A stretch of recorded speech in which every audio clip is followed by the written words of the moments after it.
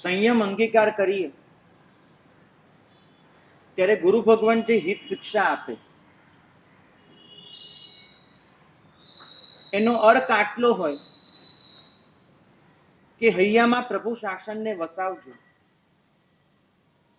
વિચારમાં પ્રભુ વચનને રમાડજો, દૃષ્ટિમાં પ્રભુ દર્શન એનો નિવાસ કરાવજો. પ્રભુ શાસન, પ્રભુ વચન અને પ્રભુ દર્શન, આ ત્રણ આપણા પાયા છે. અને આ પાયા સુધી પહોંચવા માટે જે વ્યવસ્થા તંત્ર રચાયું છે એને આપણે શાસન તરીકે ઓળખીએ છીએ. અને આ શાસનની અનેક વ્યવસ્થાઓ, એ વ્યવસ્થાઓ સારી રીતે ચાલી શકે એ માટે વખતો વખત જ્ઞાની ભગવંતોએ જે વિધાનો કર્યા, એમાં કોઈ ગરબડ ન થાય માટે જે નિષેધો કર્યા, એ આપણે ત્યાં ધર્મ દ્રવ્ય વ્યવસ્થા તરીકે ઓળખાય છે. કોઈ પણ શાસન, કોઈ પણ પ્રણાલિકા, કોઈ પણ વ્યવસ્થા તંત્ર, કોઈ પણ માળખું પૈસા વગર નભી નથી શકતું, પૈસા વગર ટકી નથી શકતું, પૈસા વગર ચાલી નથી શકતું. પૈસો એ સંસારની સૌથી બુરી બાબત છે, એ સમજ્યા પછી પણ એનો યોગ્ય રીતે વપરાશ કરવો એ એટલી જ જરૂરી બાબત છે, એ આપણે પણ સમજવું જ પડે છે. અને એ જે યોગ્ય રીતે વપરાશ કરતી વખતે જે નિયમો, જે વિધિ નિષેધોને ધ્યાનમાં રાખવા પડે છે, એનું આ શાસનમાં બહુ સ્પષ્ટ રીતે બહુ સરસ માર્ગદર્શન આપવામાં આવ્યું છે.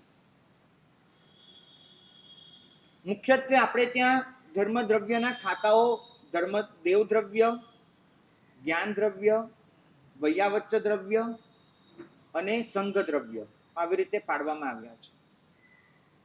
સંઘ દ્રવ્યને તમે લોકો તમારી લોક ભાષામાં સાધારણ તરીકે ઓળખો છો. વાસ્તવમાં એ છે સંઘ દ્રવ્ય. સંઘ જેનાથી ચાલે, સંઘ જેનાથી નભે, સંઘની વ્યવસ્થાઓ જેનાથી સચવાય અને સંઘ જેનાથી ઉજમાળ અને જયવંતો બને, એવું દ્રવ્ય એ સંઘ દ્રવ્ય કહેવાય છે.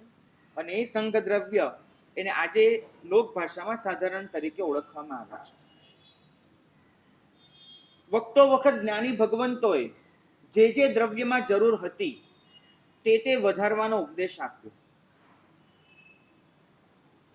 આપણે જાણીએ છીએ કે આજથી લગભગ 150 થી પોણા 200 વર્ષ પહેલા આ સમાજમાં એ સ્થિતિ આવી હતી કે પ્રભુનો આ વેશ પહેરીને વિચરનારા શ્વેતાંબર મૂર્તિ પૂજક સાધુ ભગવંતો એ 25 થી વધારે નહોતા. માત્ર 25 જેટલા ભગવંતો આજથી પોણા 200 વર્ષ પહેલા હતા. આજે એક ઉપાશ્રયમાં 60 ભગવંતો ચોમાસા કરતા હોય છે. સમગ્ર ભારતમાં ખાલી 25 હતા. અને એ જે વિચરણ ઓછું, એને સૌથી મોટી અસર કરી દેરાસરો પર. જિનાલયોની વ્યવસ્થાઓ ખોરવાઈ, જિનાલયો પાસે આવક ઘટી અને જાવક તો ઊભી જ હતી. માટે જિનાલયો કેમ સાચવવાય સંઘ માટે યક્ષ પ્રશ્ન બન્યો. અને આ પ્રશ્નના નિરાકરણ માટે તે વખતના ભગવંતોએ એક સરસ અભિગમ અપનાવ્યો કે અલગ અલગ જગ્યાએ બોલી બોલવાની વ્યવસ્થાઓ ચાલુ કરી. શ્રાવકોમાં એક હુંસાતુસીનો ભાવ તો રહેતો હતો જ કે પહેલું કોણ કરે, આ કોણ કરે, આનો લાભ કોને. તે બધાના જવાબ માટે એમને બોલીનો રસ્તો અપનાવ્યો. એક બાજુ શ્રાવકોમાં હુંસાતુસી પણ ઘટી, એક વ્યવસ્થા પણ આવી, અને બીજી તરફ એ બોલીને લીધે જે દેવદ્રવ્યની આવક વધી, એ આવક એનાથી જિનાલયો નભતા થાય. આજથી 200 વર્ષ પહેલા પાછળ જઈએ તો સ્વપ્ન ઉતારવાની કોઈ પ્રવૃત્તિ જ નહોતી. સ્વપ્ન 200 વર્ષ જેટલા પણ જૂના નથી. પણ કચ્છ, રાધનપુર વગેરે વિસ્તારોના જૈનો એમને એક પરિસ્થિતિને તપાસી કે આપણી પાસે આટલા જિનાલયો લઈને બેઠા છીએ અને આવક તો એવી છે નહીં, શું કરીશું? ગીતાર્થ ગુરુ ભગવંતોનું માર્ગદર્શન માંગ્યું. અને ગીતાર્થ ગુરુ ભગવંતોએ સૌ પ્રથમ વખત એક માર્ગદર્શન આપ્યું. અને આવા જે બોર્ડ હોય પુઠ્ઠા, એના પર સંઘની દીકરીઓ, સંઘની માતાઓ એમને પોતાના હાથે સ્વપ્ન ચિત્ર્યા અને એક એ સ્વપ્ન એ ઉપરથી ઝુલાવે લોકોને દર્શન કરીને નાનકડી બોલી જે રૂપિયાને મનમાં થતી હતી એ બોલી દ્વારા એક આવક વધારવાનો પ્રયત્ન કર્યો. જરૂર જિનાલયોને હતી માટે એ બોલી એ લોકો દેવદ્રવ્યની ગણી. જો જરૂર બીજી હોત તો એ લોકો એ બોલી બીજી પણ ગણી હોત. આપણે જાણીએ છીએ કે રાધનપુર જેવા સંઘો ત્યાં આગળ દેવદ્રવ્યની જેટલી જરૂર હતી એટલી જ સંઘ દ્રવ્યની પણ હતી. તો ત્યાંના સંઘોએ જે નિર્ણય કર્યા હતા એમાં દેવદ્રવ્ય અને સંઘ દ્રવ્ય બંનેમાં અડધું અડધું ફાળવ્યું હતું સ્વપ્ન દ્રવ્યનું. તો જે સંઘમાં જે પ્રકારની જરૂર હતી એ પ્રમાણે વ્યવસ્થાઓ પ્રવર્તી અને પછી ધીમે ધીમે આગળ વધતા એક વ્યાપક ખ્યાલ એવો પ્રવર્ત્યો કે સ્વપ્ન દ્રવ્ય જેવી બોલીઓ એ દેવ દ્રવ્યમાં જાય. દેરાસરની પૂજાની બોલીઓ ચાલુ થઈ જે બહુ પ્રાચીન કાળે આપણને દેખાતી પણ નથી. તો આવી જે પણ બોલીઓ આવી જરૂર એ વખતે દેવ દ્રવ્યને હતી માટે બોલીઓ આવી. ફરક સમજજો. બોલીઓ આવી પછી એની વ્યવસ્થા શું એ પ્રશ્ન નહોતો. પ્રશ્ન એ હતો કે આવક નથી, જાવક વધારે છે માટે બોલીઓ ચાલુ થઈ છે. બોલીઓ એ સનાતન નથી. દેરાસરોની જાળવણી એ સનાતન છે. આજની પરિસ્થિતિ આપણે જો તપાસીએ તો આપણને સમજાય છે કે એ વખતની જરૂરિયાત પ્રમાણે જે વિધાનો થયા હતા અને આજની જરૂરિયાત પ્રમાણે જો વિધાનો કરવા હોય તો થોડાક જુદા જ કરવા પડે. એ વખતે દેવદ્રવ્યની ક્રાઇસિસ હતી, આજે સંઘ દ્રવ્યની ઉણપ છે. એ વખતે દેવદ્રવ્ય જરૂર કરતા ઘણું ઓછું હતું માટે સંઘે એડી ચોટીનું જોર લગાડ્યું.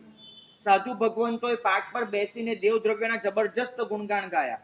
દેવદ્રવ્યની વૃદ્ધિ એની એક હાલત એવી જગાડી કે આખો સંઘ એમાં જોડાયો અને દેરાસરો સચવાઈ ગયા. આપણે જાણીએ છીએ કે આ જે જાહો જલાલી છે દેરાસરોની એ બધું એ સંઘને એ મહાપુરુષોને આભારી છે કે જેમને પોતાનું સર્વસ્વ નોચ્છાવર કરીને પણ દેવદ્રવ્યને સુરક્ષિત રાખ્યું છે. પણ એ વખતની જરૂરી શબ્દ પકડજો. આજે 250 વર્ષ પછી લગભગ આપણે એ જગ્યાએ બેઠા છીએ કે જે જગ્યાએ સકલ સંઘ પાસે દેવદ્રવ્ય એટલું માતબર છે કે કદાચ વર્ષો સુધી માત્ર અત્યારે જે છે એમાંથી જ સમગ્ર ભારતના જિનાલયોનો નિર્વાહ થઈ શકે, નવા જિનાલયનું નિર્માણ થઈ શકે, જૂના જિનાલયનો જીર્ણોદ્ધાર થઈ શકે એટલું દેવદ્રવ્ય અત્યારનો સંઘ લઈને બેઠો છે. અને એની સામે જેનાથી સંઘ ટકે છે, જેનાથી સંઘ નભે છે એ સંઘ દ્રવ્ય એમાં લગભગ ઓછપ જોવા મળે છે. બહુ ઓછા સંઘો એવા છે જેની પાસે પોતાના મેન્ટેનન્સના પણ પૂરતા પૈસા છે, બાકી એ પણ નથી. તો આવા સંજોગોમાં ગુરુ ભગવંતોએ કયું માર્ગદર્શન આપવું, તમારા જેવા શ્રાવકોએ ક્યાં પોતાનો પૈસો વાપરવો એ સાથે બેસીને વિચાર કરવાની જરૂર છે. પ્રશ્ન હંમેશા પૂછાતો રહ્યો છે કે દેવદ્રવ્યની વૃદ્ધિ એના આટલા ગુણગાન શા માટે ગવાયા છે? જવાબ સ્પષ્ટ છે કે તે વખતે એની જરૂર હતી માટે એ હતી. આજે દેવદ્રવ્યનો વિરોધ કરવાનો કોઈ જ મતલબ નથી અને દેવદ્રવ્યનો વિરોધ કરવા માટે આ વ્યાખ્યાન પણ નથી.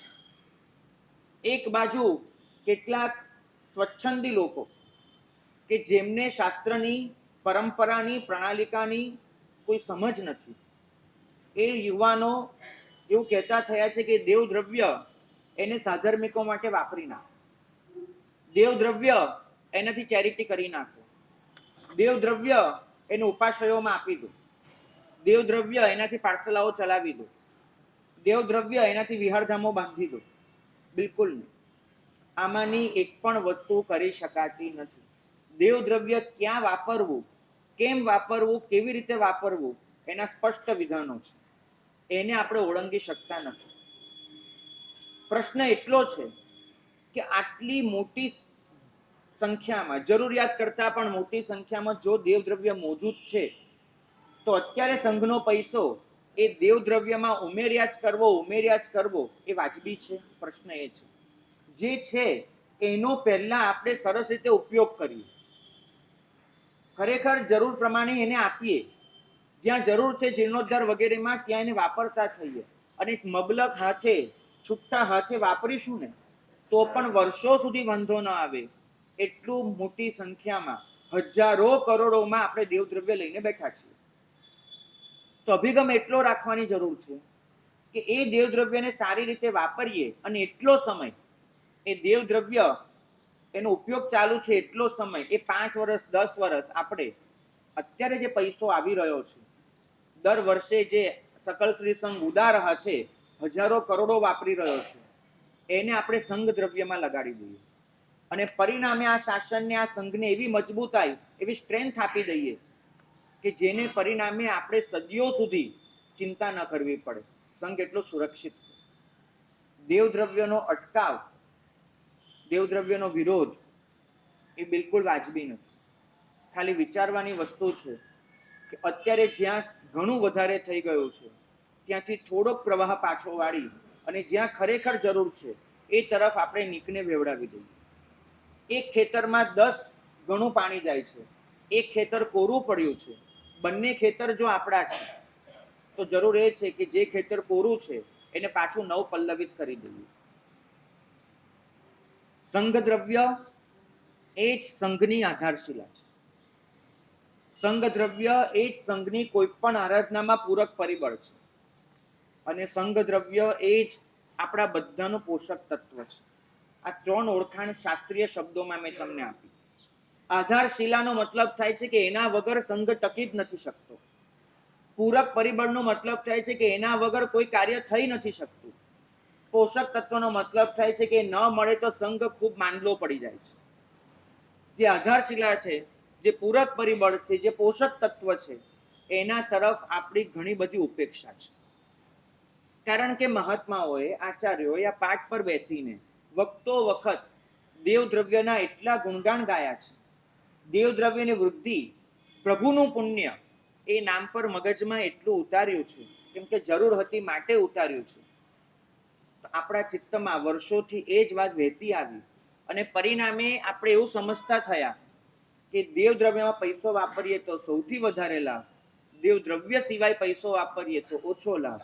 આવી મગજમાં એક ઘટમાળ ચાલી. મને ખબર છે તમે લોકો વાણિયાના દીકરા છો. 10ની નોટ આપો છો, સામે 100 કેમ કમાવા એ વિચારતા હો છો. તમને એમ થાય છે કે હું 10 રૂપિયા દેવદ્રવ્યમાં નાખું છું તો મને આટલું મળે છે, એ 10 રૂપિયા હું સંઘ દ્રવ્યમાં વાપરું છું તો ઓછું મળે છે, તો શું કામ હું દેવદ્રવ્યમાં ન નાખું? મારે શું કામ વિચારવું કે જરૂર ક્યાં છે? મારે તો મારું વિચારવાનું, પૈસો હું જ્યાં નાખું ત્યાંથી મને સામું શું મળે છે.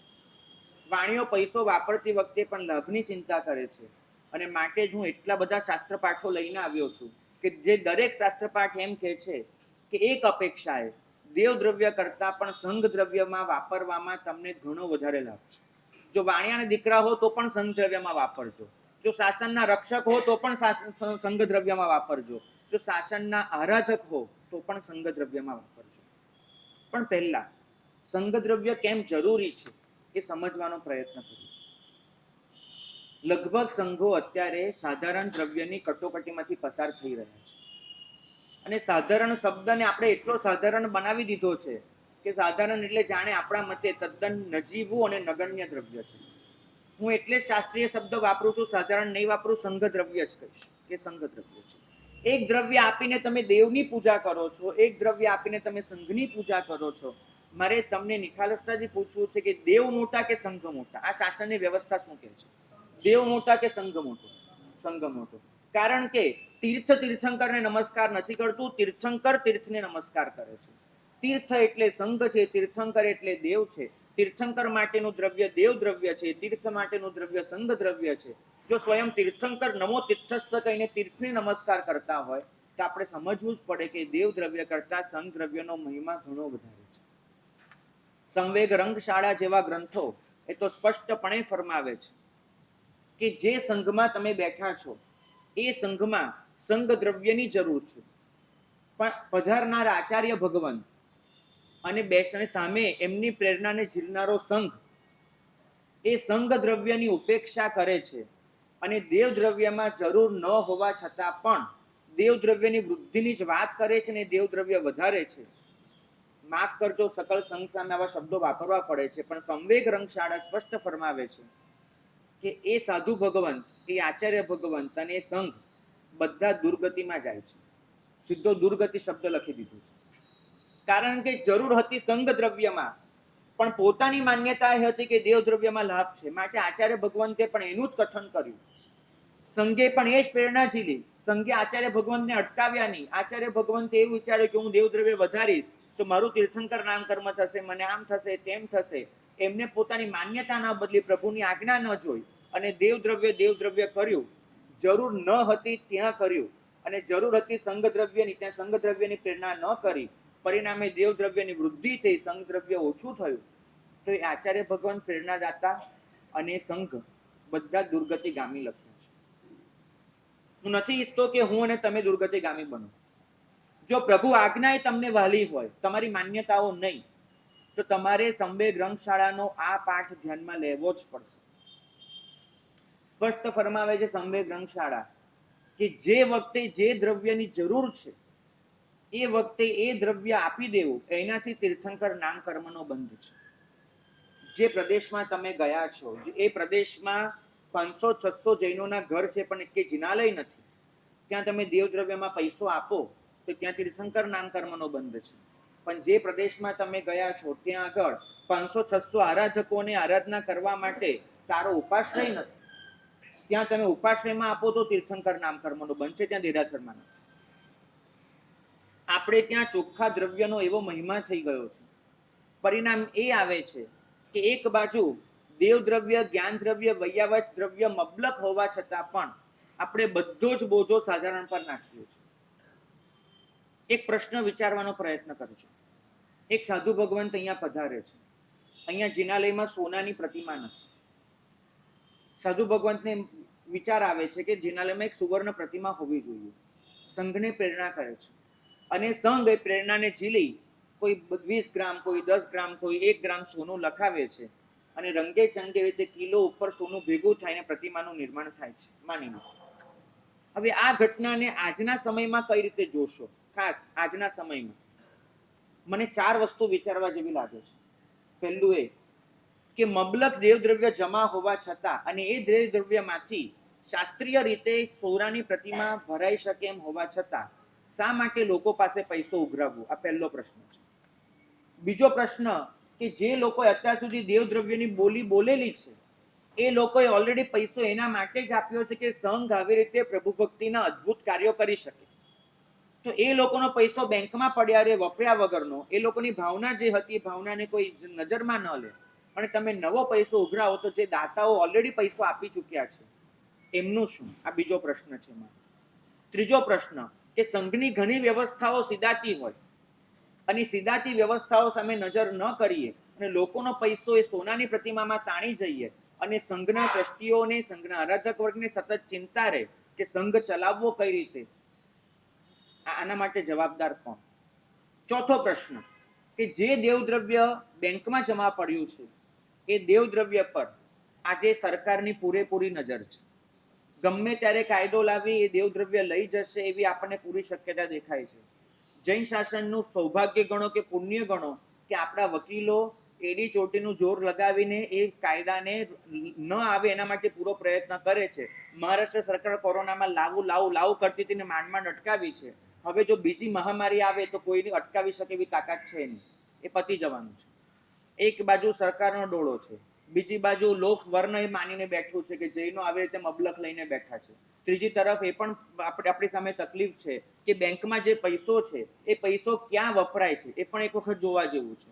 નકરા પોલ્ટ્રી ફાર્મોને, કતલખાનાઓને, એવા મહાભયંકર ઉદ્યોગોને પૈસો ધીરવામાં આવે છે કે જેની આપણે કલ્પના પણ ન કરી શકીએ. એક બાજુ શ્રાદ્ધવિધિ જેવા ગ્રંથો એમ લખે છે કે શ્રાવક દેવદ્રવ્યની વૃદ્ધિ માટે પણ જો અયોગ્ય જગ્યાએ પૈસો આપે છે તો એ શ્રાવકને ભયંકર કર્મ બંધ છે. મારે પૂછવું છે કે અત્યારે સકલ સંઘ દેવદ્રવ્યની વૃદ્ધિ માટે પૈસો બેંક દ્વારા અયોગ્ય જગ્યાએ આપી રહ્યો છે, સકલ સંઘને કર્મ બંધ થાય કે ન થાય? વિચારજો.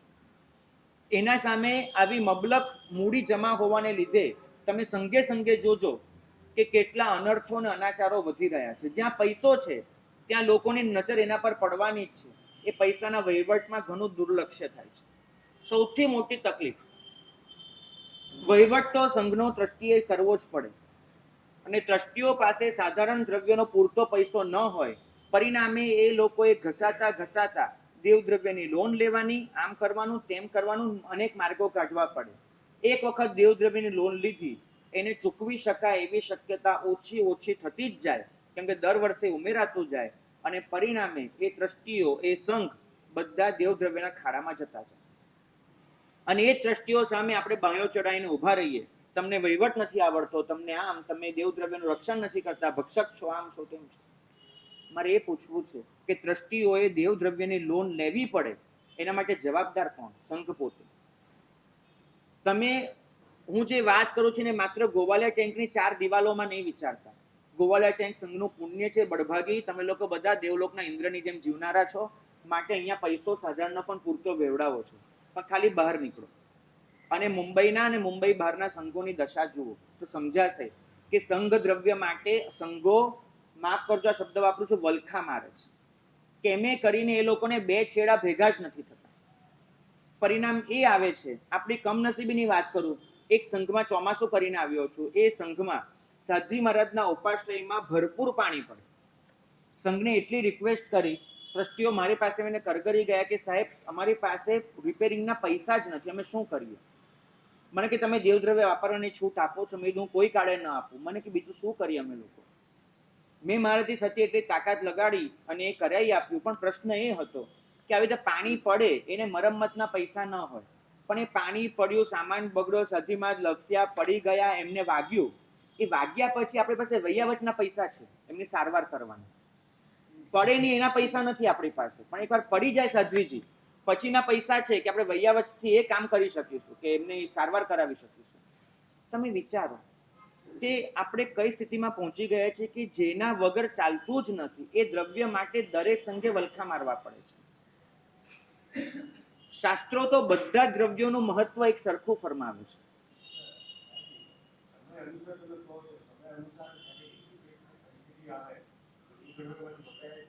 ના, ભાગ્યશાળીનો પ્રશ્ન છે કે દેવદ્રવ્યમાંથી બીજા ખાતાના કામ કરાય કે ન કરાય.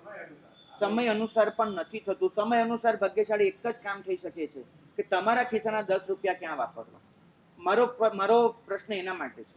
પેલું તમે જે કીધું એના માટે તો સકલ સંઘ એ ભેગો મળે, બધા જ આચાર્યો ભેગા મળીને કોઈ નિર્ણય લાવે, ત્યારે સમય અનુસાર ચોક્કસ દેવદ્રવ્ય પર વિચાર થઈ શકે. પણ એ અધિકાર મારો પણ નથી, તમારો પણ નથી. એ અધિકાર ગીતાર્થ બહુશ્રુત આચાર્ય ભગવંતોનો છે. મારી વાત તો એ છે જે મારી મર્યાદામાં છે, મારી વાત તમારી મર્યાદામાં છે. તમારા ખિસ્સાનો પૈસો ક્યાં વાપરવો એ મારું માર્ગદર્શન છે. સંઘમાં જમા થયેલો પૈસો ક્યાં વાપરવો એ આપણે આચાર્ય ભગવંતો પર છોડી દઈએ, પણ હવેથી, આજથી એ પૈસો ક્યાં વાપરવો એ ચોખ્ખું. મારા પિતાજી સંસારી, એમને મેં ચોખ્ખું કહ્યું છે કે દેરાસરમાં પધારો તો દેરાસરમાં ભંડાર જોઈને 10 રૂપિયાની નોટ ભંડારમાં મૂકવી નહીં. એને બદલે બહાર આવી અને બહાર જે સંઘે સર્વસાધારણનો ભંડાર મૂક્યો હોય સંઘ દ્રવ્યનો, એમાં એ 10 રૂપિયાની નોટ મૂકવી. અને જો ભંડાર ન જડે તો ઓફિસમાં જઈને 10 રૂપિયાની સાધારણની પહોંચ ફળાવવી.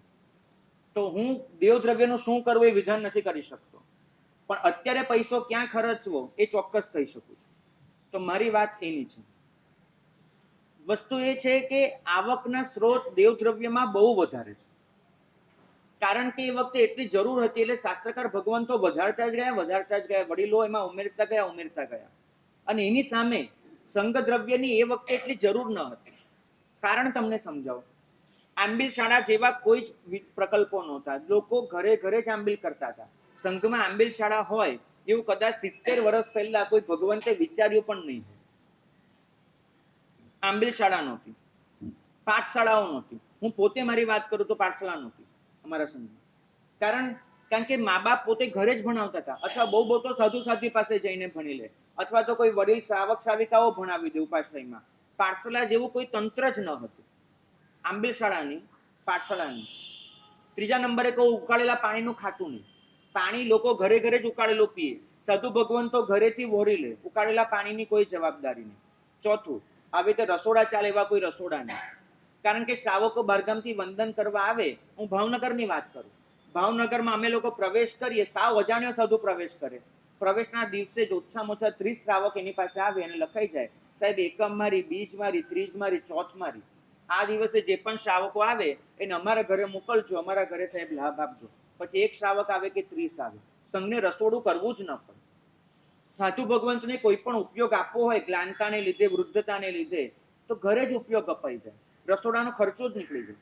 આવા કોઈ સામૂહિક અનુષ્ઠાનો નહોતા થતા, તપ સામૂહિક નહોતા થતા. સંઘને સંઘ દ્રવ્ય તરીકે કોઈ ખર્ચો જ ન હતો. ન શિબિરો થાય, યુવાનો સહજ રીતે જ વ્યાખ્યાનોમાં આવી જતા હતા.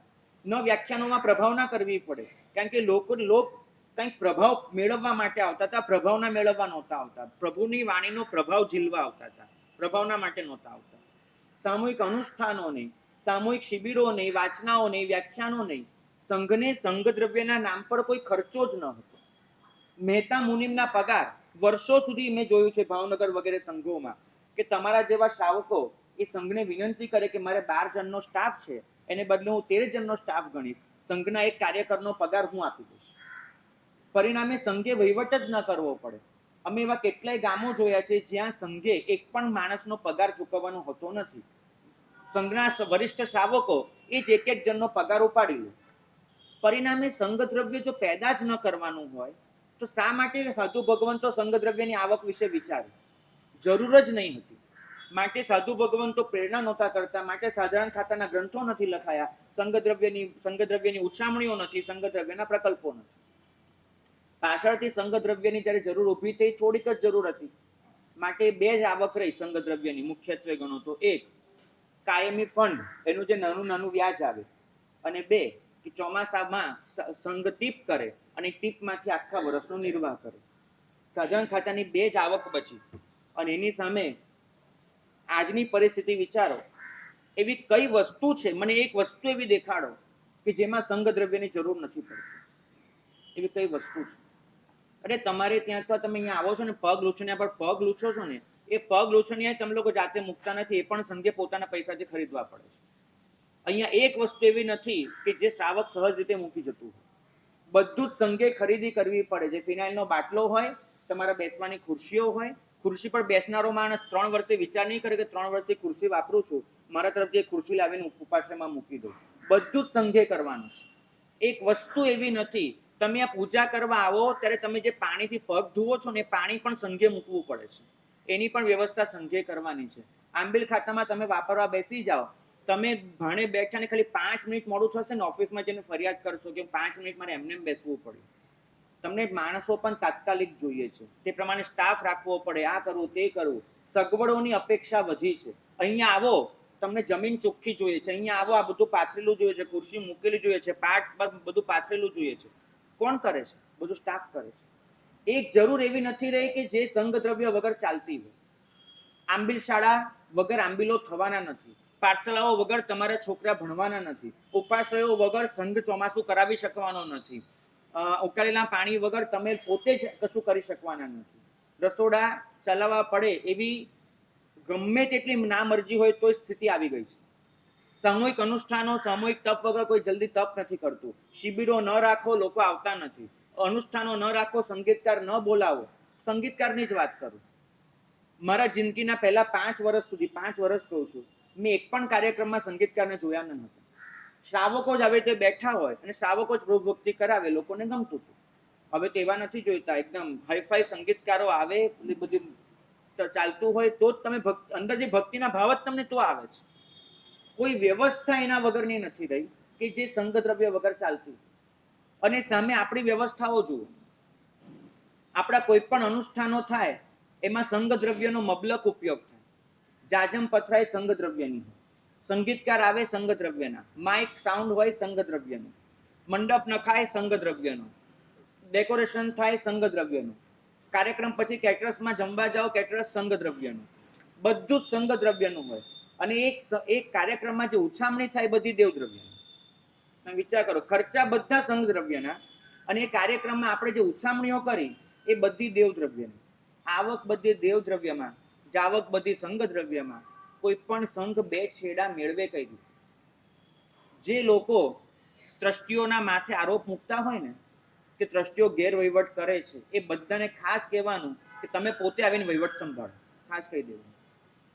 કારણ કે સંભાળી શકાય એવી સ્થિતિ જ સંઘે રહેવા નથી દીધી. પરિણામ આપણે નજરે જોઈએ છે.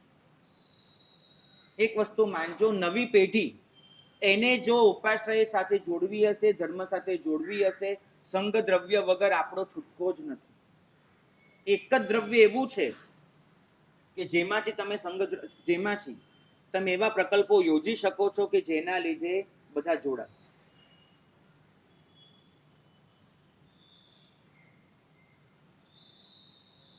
સવાલ એ છે કે આજે સંઘ દ્રવ્યની આટલી જરૂર છે એ દરેક સાધુ સમજે છે. સંઘ દ્રવ્યની આટલી જરૂર છે દરેક આચાર્ય ભગવાન સમજે છે. સંઘ દ્રવ્યની આટલી જરૂર છે એ કદાચ અહીં બેઠેલો દરેક શ્રાવક સમજે છે. પણ જે ટિપિકલ ઘરેડ છે એમાંથી બહાર નીકળવા કોઈ જલ્દી તૈયાર નથી. જે વર્ષોની પ્રણાલિકા છે એનાથી જુદું વિધાન કેમ કરવું ડર લાગે છે. અંગત રીતે મેં કેટલાય આચાર્ય ભગવંતોને નિવેદન કર્યું છે કે સાહેબ આપ ખુદ આટલું સમજો છો, પાઠ પર બેસીને કેમ નથી કહેતા? મને આચાર્ય ભગવંતોએ બહુ નિખાલસતાથી પણ એટલી જ વિવશતાથી કહ્યું છે કે સંઘનો સાથ ગુમાવી દેવાનો ડર લાગે છે. અમે ખુલીને કહેવા જઈશું કે ભાઈ આજે દેવ દ્રવ્યને બદલે સંઘ દ્રવ્યમાં આપો, તો સંઘનો સાથ ગુમાવી દેવાનો ડર લાગે છે, માટે અમે ખુલીને બોલી શકતા નથી. આવું અનેક આચાર્ય ભગવંતોએ મને રૂબરૂમાં કહ્યું છે. આનું કારણ તમે સમજો. તમારે આચાર્ય ભગવંતોને વિશ્વાસ આપવો પડશે કે સાહેબ આપ દ્રવ્ય ક્ષેત્ર કાળભાવ તપાસીને ખૂબ હિંમતપૂર્વક અમને માર્ગદર્શન આપી શકો છો અને અમે આપની પડખે ઊભા રહીશું આપના માર્ગદર્શનને ઝીલવા માટે. તમારે કહેવું જ પડશે. છે એવો કેટલોક વર્ગ છે, કંઈ પણ સારી વાત રજૂ થાય એટલે દેવ દ્રવ્યના ઝંડા ઉપાડી જ લે છે. કંઈ પણ સારી વાત રજૂ થાય એટલે પછી દેવ દ્રવ્યના નામ પર ગમે તેમ ચાલુ જ કરી નાખે છે. પછી પત્રિકાઓ હોય, પ્રવચનો હોય કે બીજું કોઈ પણ માધ્યમ હોય, એમના શ્રાવકો પણ એ જાતના છે કે જે સતત બધા લગભગ પેડ શ્રાવકો હોય છે કે એને 15,000 રૂપિયા લઈને કામ જ એક કરવાનું હોય છે કે શ્રી સંઘમાં કોઈ પણ સારી વાત થાય એનો વિરોધ કરવો. એવા છે એવા શ્રાવકો. અને એવા શ્રાવકો ભલે સાધર્મિક આ રીતે પણ સચવાઈ જતો હોય તો આપણને વાંધો નથી, કઈ રીતે સચવાતા પણ સચવાય છે. મારે એ કહેવું છે કે તમારે ધ્યાન કોના પર આપવું છે? તમે કોના પર ધ્યાન આપી અને સંઘને શાસનને બચાવી લેવા માંગો છો? બહુ દુઃખી એ કહેવું છે કે જે આપણને બચાવનારું છે એને બચાવવાની ચિંતા આપણે કરવી પડે છે. સંઘ અને શાસન મને તમને આ સંસારમાંથી બચાવનાર છે અને આપણે એ ચિંતા કરવી પડે છે કે આપણે એને બચાવવા પડશે. કેમ? કારણ સમજો કે આજ સુધી એ પક્ષ જે દેવદ્રવ્ય કરે છે એને દેવદ્રવ્ય માટે જેટલા પણ પ્રશ્ન પૂછવામાં આવ્યા, એક પણ પ્રશ્નનો વાસ્તવિક અને વાજબી જવાબ આજ સુધી આપ્યો નથી. માત્ર એક ભ્રમ ફેલાવ્યો છે કે અમે દેવદ્રવ્યના રક્ષક છીએ. તમારે એ પક્ષની વાતોને ઇગ્નોર કરવી જ પડશે, બીકોઝ એ લોકો ખુદ આ કામ એટલા માટે કરી રહ્યા છે, પ્રોપોગન્ડા છે કે આપણા સંઘો ખલાસ થાય, આપણા સંઘ પાસે પૂરતું સંઘ દ્રવ્ય ન બચે. બધાને ખબર છે કે દેવ દ્રવ્યથી સંઘ ચાલતો નથી, એટલે આપણા સંઘો પાસે પૂરતું સંઘ દ્રવ્ય ન બચે. પરિણામે આપણે ત્યાં આવતી વસ્તી અટકી જાય, આપણે ત્યાં આવતા યુવાનો અટકી જાય, ધીમે ધીમે બધી જ વ્યવસ્થાઓ તૂટી જાય અને પરિણામે આપણે દેવદ્રવ્યની લોન લેવી પડે, દેવદ્રવ્યના ભાગીદાર દોષના બનવું પડે અને પરિણામે આપણું સૂક્ષ્મ બળ પણ ખતમ થાય, વસ્તી પણ ખતમ થાય, સંઘની વ્યવસ્થાઓ છિન્ન ભિન્ન થાય અને પરિણામે આપણે સમાપ્ત થઈ જઈએ. એવી એક મનોદશા સાથે એ લોકો ચાલી રહ્યા છે અને એ મનોદશાને એ લોકો દેવદ્રવ્યના નામ પર ખપાવી રહ્યા છે. બચવાનું મારે અને તમારે છે. આપણે એક જ વસ્તુ સમજવી પડશે કે સંઘ દ્રવ્ય વગર આપણે સંઘને ટકાવી શકવાના નથી. આ વ્યવસ્થાઓ જો કોઈને પણ મારી વાતમાં કોઈ પણ વિરોધ દેખાતો હોય તો હું છેલ્લે એને ચોક્કસ પ્રશ્ન પૂછવાની છૂટ આપીશ, પણ એકવાર શાંતિથી મારી વાતને સમજવાનો પ્રયત્ન કરજો, કેમ કે આ મારી વાત નથી. હું જે પણ કહી રહ્યો છું દરેક વાતનો શાસ્ત્રપાઠ મારી પાસે કોઈ પણ માંગી શકે છે. જાહેરમાં વિધાન કરી રહ્યો છું કે શાસ્ત્રપાઠ આપવાની તૈયારી સાથે છે. શ્રાદ્ધવિધિ ગ્રંથ તપગચ્છપતિ રત્નશેખર સુરી મહારાજ, એમને પૂછવામાં આવ્યું કે એક શ્રાવક પાસે 100 રૂપિયા છે, 100 રૂપિયા મારો શબ્દ છે, એક શ્રાવક પાસે ધન છે, એ ધનના એની પાસે 2 ઓપ્શન છે, 2 ની પણ 4 છે, દેવ દ્રવ્ય, જ્ઞાન દ્રવ્ય, ગુરુ દ્રવ્ય એટલે વૈયાવચ દ્રવ્ય અને સંઘ દ્રવ્ય. એને શેમાં વાપરવું? સ્પષ્ટપણે એમના શબ્દો છે, શ્રાદ્ધ વિધિના અક્ષરની પણ ભૂલ વગર હું એ શબ્દો તમારી સામે રજૂ કરું છું કે દ્રવ્ય વ્યય મુખ્ય વૃત્ત્યા સાધારણે એવ ક્રિયતે. શ્રાવકે સૌથી વધારે પૈસા સાધારણ દ્રવ્યમાં જ આપવા જોઈએ, બીજા ત્રણેય દ્રવ્યને છોડીને. કેમ? એમનું કારણ લખ્યું છે કે સપ્ત ક્ષેત્ર્યામ હિ યત સિદત ક્ષેત્રમ સ્યાત તદુપસ્તંભે ભૂયાન લાભો દૃશ્યતે. સાતે ક્ષેત્રોમાં, સાત ક્ષેત્ર એટલે જીનબિંબ, જીનબિંબ, જીનાલય, જીનાગમ, સાધુ, સાધ્વી, શ્રાવક, શ્રાવિકા. સાત ક્ષેત્રમાં જે પણ ક્ષેત્ર સીધાતું હોય એને ટેકો આપવામાં, એને સહાય કરવામાં સૌથી મોટો લાભ હોય છે. જે સીધાય છે એને સહાય કરવી. અને એકમાત્ર સાધારણ દ્રવ્ય એવું છે જે સાતે ક્ષેત્રને ટેકો આપી શકે છે, બીજું કોઈ પણ દ્રવ્ય સ્પેસિફિક છે એ નથી આપી શકતું. માટે શ્રાવકે પોતાનો પૈસો સૌથી વધારે સાધારણમાં ખર્ચવો જોઈએ. સીદન શ્રાદ્ધોપી તદુપસ્તંભેન સધનીભૂત સપ્ત ક્ષેત્રમપી પુષ્ણાતિ. એકવાર શ્રાવક જે નબળો પડી ગયો છે એ શ્રાવકને પણ તમે હાથ પકડીને ઊભો કરવો હોય તો સાધારણથી જ કરી શકશો. અને એ શ્રાવક જો એકવાર મજબૂત થઈ ગયો એ સાતે ક્ષેત્રને પુષ્ટ કરશે. તો તમે શ્રાવકને ઊભા કરવા માટે દેવદ્રવ્ય, જ્ઞાન દ્રવ્ય અને ગુરુદ્રવ્ય ત્રણેય નથી વાપરી શકતા, સાધારણ જ વાપરી શકો છો. અને પછી એમને એક ઉક્તિ કહી છે, બહુ ગમી જાય એવી છે કે દરિદ્રમ ભર રાજેન્દ્ર માં સમૃદ્ધમ કદાચન. એ રાજા, ત્યારે દાન આપવું જ હોય તો શેઠિયાઓને શું કામ આપે છે? કોઈ ગરીબને દાન આપને. વ્યાધિતસ્ય ઔષધમ પથ્યમ નિરોગસ્ય કિમ ઔષધમ. હે વૈદરાજ, તારે દવા કરવી હોય તો કોઈ રોગીની દવા કરને, શા માટે નિરોગી લોકોને દવા આપવા બેસો છો? એ રાજેન્દ્ર કોણ છે તમને ખબર છે? એ રાજેન્દ્ર કોણ છે? તમે બધા જ મારી સામે બેઠા છો, બધા રાજેન્દ્રો છો. આ તમને વિનંતી છે કે પૈસા લઈને બેઠા છો, રાજેન્દ્ર છો, વરસવું જ છે તો એ જગ્યાએ વરસો કે જ્યાં જરૂર છે. શા માટે સમૃદ્ધને ભરી રહ્યા છો, દરિદ્રને ભરો? એ વૈદરાજ કોણ છે? તમે લોકો જ છો. જો તમારે દવા કરવી જ છે તો એની કરો જે રોગી છે, નિરોગીની શું કામ કરો છો? મને ખબર છે અહીંયા પેલા નગારા વાગતા હોય ધમધમ, એક વાર, બે વાર, ત્રણ વાર થતું હોય, ઉપરથી પેલું સ્વપ્ન ઉતરતું હોય, આમ ઝૂલતું હોય ને, હૃદય આખું ઝૂલવા માંડે છે આપણું કે સ્વપ્ન કરી દઈએ. પણ એ વખતે તમારે વિચારવું પડશે કે હું તો 5 મિનિટ ઊભો થઈને સ્વપ્ન ઝુલાવી દઈશ. એ પૈસા હું સંઘમાં ભરી પણ દઈશ, સંઘનો દીવાદાર નથી રહેવાનો. પણ એ પૈસો જેવો તમે ભર્યો લોકમાં સ્ટોર થશે, એ કોઈ ડિપોઝિટનો ભાગ બની જશે અને પછી એનું આગળ કંઈ જ નથી ભવિષ્ય. તો એના કરતા જે સંઘની નિષ્ઠાએ હું બેઠો છું, જે સંઘ મને આ બધી જ આરાધનાની તક આપી રહ્યો છે, એ સંઘને જ હું શું કામ સદ્ધર ન બનાવી દઉં? પૈસાની કંજુસાઈ નહીં કરવાની. આ સાંભળીને કોઈ એવું નહીં કરતા કે હવે 10 રૂપિયા ખિસ્સામાંથી કાઢવા જ નથી. નહીં, પણ કાઢો છો તો ક્યાં? એ પ્રશ્ન ચોક્કસ વિચારજો. બગેચારી જો રત્નશેખર સુરી મહારાજ આટલું ખુલ્લી રીતે કહી શકતા હોય કે સાધારણ ખાતે જ વાપરો, આપણે શું કામ ના કરી શકીએ? અને એમાં પણ પાછી આપણી થોડીક બેદરકારી અને થોડીક અણસમજ, પરિણામ એ આવે છે કે જે કાર્યો દેવ દ્રવ્યમાંથી થઈ શકતા હોય એ કાર્યો પણ આપણે સંઘ દ્રવ્યથી કરીએ છીએ. એટલે ઓર સંઘ દ્રવ્ય પર બોજો વધે. પ્રભુની પૂજા સ્વદ્રવ્યથી કરવાની. સ્વદ્રવ્ય ન મળે તો સંઘ દ્રવ્યથી, એટલે કે જે દર મહિનાના કે વર્ષના કેસર સુખડના જે ચડાવવા હોય એ દ્રવ્યથી કરવાની.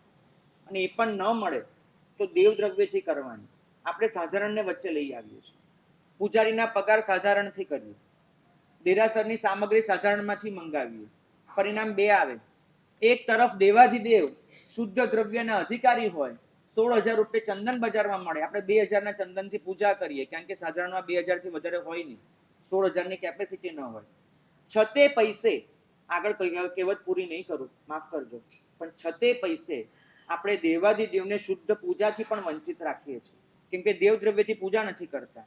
શાસ્ત્રોકાર ભગવંતોએ જેના માટે આ બોલીઓ ઊભી કરી, કલ્પિત દેવ દ્રવ્ય જેના માટે ઊભું કર્યું કે પ્રભુની પૂજા સારી રીતે થઈ શકે, શુદ્ધ દ્રવ્યથી થઈ શકે, એના માટે જ બોલીઓ ઊભી કરી. આપણે એ જ બોલીને ફિક્સમાં મૂકતા ગયા અને એને પાછી સાધારણમાં જે પૂજા કરવાના નામ પર પ્રભુને શુદ્ધ દ્રવ્યોથી વંચિત રાખતા ગયા. આ દેરાસરમાં આનાથી 10 ગણું સારું વાતાવરણ કરી શકાય એમ છે, 100%. માત્ર થોડોક દેવ દ્રવ્યનો ઉપયોગ કરવામાં આવે છે, પણ આપણે નહીં કરી શકીએ, કેમ કે આપણે મનમાં એવું લઈને બેઠા છીએ કે એક પક્ષે આપણા મનમાં એવું નાખી દીધું છે કે દેવ દ્રવ્યથી પૂજા ન થાય. એક શાસ્ત્ર પાઠ આજ સુધી એમની પાસે આપી નથી શક્યા. લોકો કે દેવદ્રવ્યથી પૂજા ન થાય, અને એની સામે ઓછામાં ઓછા 30 પાઠ હું એકલો આપવા તૈયાર છું. બીજા બધા આચાર્ય ભગવંતો વાત જ છોડી દો કે બહુશ્રુત ભગવંતોની. હું ખાલી મારી જવાબદારી પર કહું છું કે 30 પાઠ આપવા તૈયાર છું કે જેમાં સ્પષ્ટ લખ્યું છે કે દેવદ્રવ્ય, કલ્પિત દેવદ્રવ્ય ખાસ, અને પૂજા દેવદ્રવ્ય, એનાથી પ્રભુની પૂજા થઈ શકે છે, એનાથી પગાર આપી શકાય છે, એનાથી બધા જ દેવદ્રવ્યના કામો થઈ શકે છે. દેવદ્રવ્યમાંથી કેમ ન અપાય એ હજારો વખત પૂછવામાં આવ્યું છે અને આજ સુધી એનો જવાબ નથી મળ્યો. એક પાઠ પણ જો આપે ને કે દેવદ્રવ્યમાંથી પગાર ન અપાય તો 100% આપણે સ્વીકારી લઈએ. સંજ્ઞા મુનિમનો તો ન જ અપાય, કારણ કે એ દેરાસરના પૂજારી નથી. તો મારી વાત એ છે કે જે કામ દેવદ્રવ્યથી થઈ શકે છે એ પણ આપણે દેવદ્રવ્યથી નથી કરતા, પરિણામે સંઘદ્રવ્યની હાનિ છે. તો આપણે આ બધું જ સમજી અને કરવું પડે. એક બાજુ સંઘ બહુ ઉદાર છે અને ઉદારતાથી એ પોતાનું સર્વસ્વ સંઘના ચરણે સમર્પિત કરે છે, પણ ઉદારતા સાથે વિવેક નથી. દાન તો શોભે છે કે ઉદારતા સાથે વિવેક હોય, ઔચિત્ય હોય. મારે તમને પૂછવું છે, એક આચાર્ય ભગવંતના પગ દબાવો એમાં વધારે પુણ્ય કે એક શ્રમણ ભગવંતના પગ દબાવો એમાં વધારે પુણ્ય? મારે તમને પૂછવું છે. આચાર્યમાં 100% આચાર્યના પગ દબાવો તો વધારે પુણ્ય, આપણે માનીએ છીએ.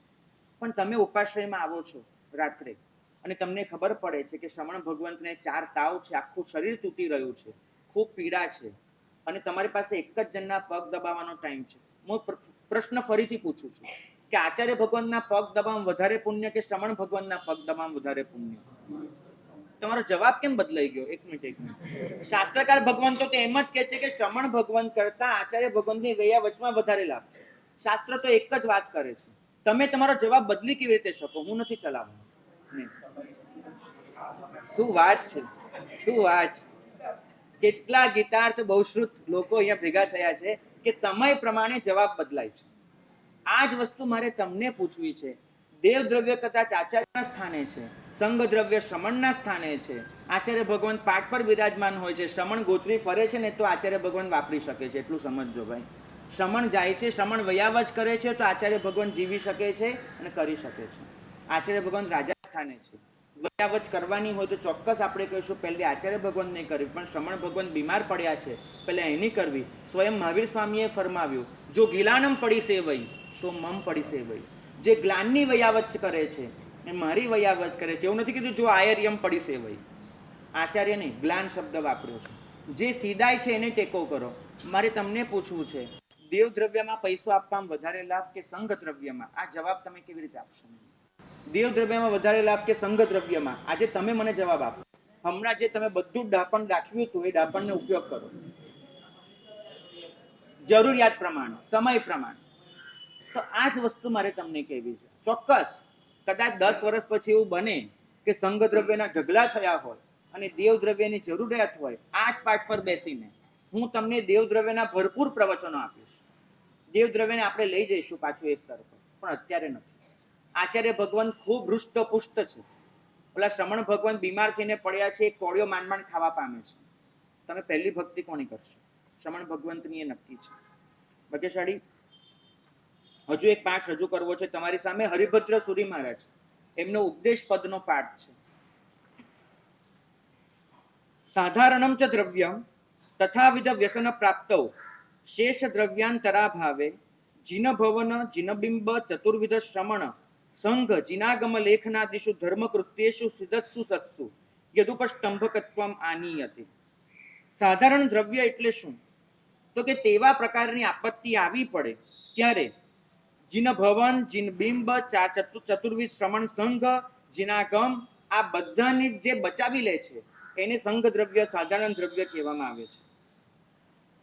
પ્રશ્ન છે કે રક્ષક સંઘ દ્રવ્ય છે, પોષક સંઘ દ્રવ્ય છે, સંતર્પક સંઘ દ્રવ્ય છે, આધાર સંઘ દ્રવ્ય છે. જો બધું જ સંઘ દ્રવ્ય હોય તો ઉપેક્ષા શા માટે સંઘ દ્રવ્યની કરવાની? વિચારજો.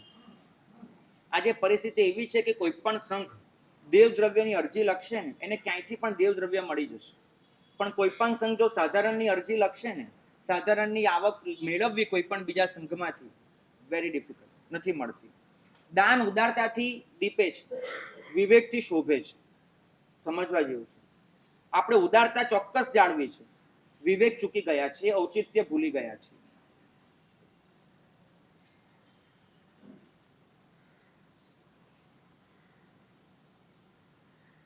એક પ્રશ્ન મારા જેવા શ્રમણને પૂછાય છે કે તમારું પ્રવચન એ દેવદ્રવ્યને ગૌણ તો નહીં કરી નાખે ને? આવું પૂછાય છે. અને પાપ તો નહીં લાગે ને? એક વસ્તુ બહુ જવાબદારીપૂર્વક કહેવા માંગુ છું કે જે દિવસથી દીક્ષા લઈએ એ દિવસથી પાપ ભીરુતા તો હોવાની જ છે. એ વગર અહીંયા શ્રમણપણું પાળવું એ શક્ય જ નથી. અને આટલા વર્ષોથી શ્રમણપણું પાડ્યા પછી ઉપરથી આ વેશ સાથે, આ શાસન સાથે એક લગાવ હોય છે. અને લગાવને લીધે ડર પણ એટલો જ હોય છે પાપ લાગી જવાનો. અને છતાંય આટલી જવાબદારીપૂર્વક કહેતો હું તેનું એક જ કારણ છે, કેમ કે સ્વયં શાસ્ત્ર મને કહેવાની ફરજ પાડે છે.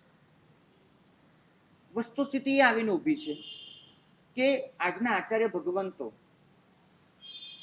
એમને એક તરફ એમના વડીલોને જોયા છે કે જે વડીલોએ સતત દેવદ્રવ્યનો જ મહિમા કર્યો છે. પ્રભુનું પુણ્ય, પ્રભુનું પુણ્ય, પ્રભુનું પુણ્ય, એ રીતે દેવદ્રવ્યની મબલક આવક કરાવેલી છે. બીજી તરફ એમની આસપાસ જે વર્ગ છે એ વર્ગ પણ કોઈને કોઈ રીતે દેવદ્રવ્યને સપોર્ટ કરનારો છે. કારણ કે એ વર્ગ એવો છે શ્રીમંતોનો કે જે વર્ગ શંખેશ્વર જાય, 5 લાખ મણમાં ચઢાવો લે અને પછી એના સંદેશાઓ બને જે ફરતા હોય.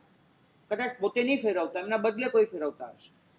પણ મહિમા કેટલા સ્વપ્ન ઉતર્યા, કેટલું થયું. હમણાં પર્યુષણનો 5મો દિવસ આવશે, સ્વપ્ન ઉતરશે, સાંજ પડતા તો આખા ભારતમાં મેસેજ ફરી વળશે કે ક્યાં કેટલી આવક થઈ, ગોવાલા ટેન્કમાં કેટલી થઈ, ક્યાં પારમાં કેટલામાં ગયું, વાલકેશ્વરમાં તો સૌથી મોટો આંકડો હશે, આમ તેમ બધું જ ફરી વળશે. પરિણામે આપણે મહિમા જ એ વસ્તુનો કર્યો, કેટલી બોલી, કેટલા પૈસા. શું જે શ્રીમંત વર્ગ આ બોલીઓ બોલે છે એમને ક્યારે પણ એ વિચાર નથી આવતો, કેમ કે એ લોકોને સમજાવ્યું જ નથી આપણે કે તમે જે પૈસા આ ક્ષણે આપી રહ્યા છો એ પૈસાનું આગળ શું, એ વિચારવાની આપણે એમને તક જ નથી આપી. એ વર્ગને તો શું થાય છે, એક નક્કી કરીને બેઠો છે લક્ષ્મીજી તો આપણે જ લેવાના હોય, આ તો આપણું જ હોય. અને એ જે નામ બોલાય એ નામ વખતે લોકો જે તાળીઓ પાડે, ચહેરા પર જે હાસ્ય હોય, બધા વધાવતા હોય, આંખોમાં જે તેજ હોય અને ભાગ્યશાળી ઊભા થઈને ઝુલાવે ને, એટલે સહજ રીતે એવું થતું જાય, અંદરથી ભાવના ઘૂંટાતી જાય કે ભાઈ લોકોની વચ્ચે આ રીતે જ પૈસાનો ધર્મ થાય. આપણે આપણી માનસિકતા બદલવી પડે અને એ લોકોને પ્રોત્સાહિત કરવા પડે કે જે પોતાની આવી ભાવના પર લગામ મૂકે છે અને લગામ મૂકીને સંઘ દ્રવ્યને સપોર્ટ કરે છે. બહુ સરસ વાત હમણાં જ વાંચવા મળી. એક પુસ્તક લઈને બેઠો છું, જે પુસ્તક માટે પૂજ્યપાદ મુક્તિ વલ્લભ સુરી મહારાજ ને ઉદય વલ્લભ સુરી મહારાજ સાધારણ ખાતું નામનું પુસ્તક લખ્યું છે, સકલ સંઘને માર્ગદર્શન આપનારું. સકલ સંઘ પર એમનો બહુ મોટો ઉપકાર છે આ પુસ્તક. આ પુસ્તકમાં એક અદ્ભુત વાત વાંચવા મળી. એક ભાગ્યશાળીએ સ્વદ્રવ્યથી સંપૂર્ણ ઉપદાન કરાવ્યા અને માળનો ચઢાવો બોલવાનો આવ્યો ત્યારે માળના ચઢાવવા વખતે એમની સગીમાં જે બેઠી છે ઉપદાનમાં, માની ઈચ્છાથી જ ઉપદાન થયા છે અને પરિવાર ખૂબ ઉદાર છે, લાખો ને કરોડો ખર્ચીને ઉપદાન કરાવ્યા છે. પણ એ પરિવારે માળનો ચઢાવો બોલવાનો આવ્યો ત્યારે સૌથી છેલ્લી માળ પોતાની માને પહેરાવી. માળનો ચઢાવવામાં એમને માત્ર 1100 રૂપિયા કર્યા અને એની સામે એ જ વખતે 1,08,00,000 રૂપિયા એ સાધારણ ખાતે જમા કરાવ્યા અને 15 સંઘોને સાધારણ ખાતું વેચી દીધું. કદાચ આપણી માં પહેલી માળ ન પહેરી શકી, પણ એ માના નામ પર 15 સંઘો તરી ગયા. આ કન્સેપ્ટ પર હવે જવું પડશે, બધી જ રીતે વિચાર કરવો પડશે. અને માત્ર દેવદ્રવ્યના ભોગે નહીં, તમારા ભોગે પણ નક્કી કરો કે આપણે બજારમાંથી કાંઈ પણ ખરીદી કરીએ છીએ, ઘર માટે અનાજ લેવા ગયા, એક ગુણ આંબીલ ખાતાની આવવી જ જોઈએ. આપણે ઘર માટે કંઈ પણ ખરીદી કરી, એક વસ્તુ આપણા થકી સંઘમાં મુકાવી જ જોઈએ. આપણે જે પણ કરીએ છીએ એક નાનો ભાગ એનો નીકળવો જ જોઈએ. મારી બોલો.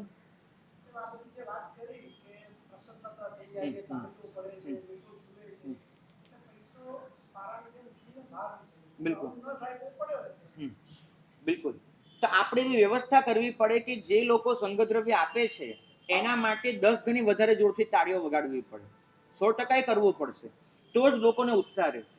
આપણે સંઘદ્રવ્યની આવકના સ્ત્રોત જ વધારવા પડે, બિલકુલ કરવું પડે. એક વસ્તુ તો દરેક જણાએ નક્કી કરવાની કે હું જેટલા પ્રસંગ કરાવું, પછી અહીંયા કરાવું કે બહાર કરાવું, દરેક પ્રસંગ દીઠ મારે ઓછામાં ઓછા 10% પ્રસંગ જકાતના નામ પર શ્રી સંઘમાં જમા કરાવવા. આટલું તો નક્કી જ કરી લેવાનું. હું 12 કરોડ રૂપિયાનો ઉદ્યાન કરાવું, પણ એ કરોડ રૂપિયાનો ઉદ્યાન કરાવતી વખતે મારે 10 લાખ સંઘના સાધારણ ખાતે જમા કરાવવા જોઈએ, કેમ કે સંઘની નિષ્ઠાએ જ મને આ પ્રેરણા મળી છે, સંઘની નિષ્ઠાએ જ હું આ બધું શીખ્યું છું. દરેક જણાએ પોતાની જાતે જ પ્રસંગ જકાત મૂકવી પડશે.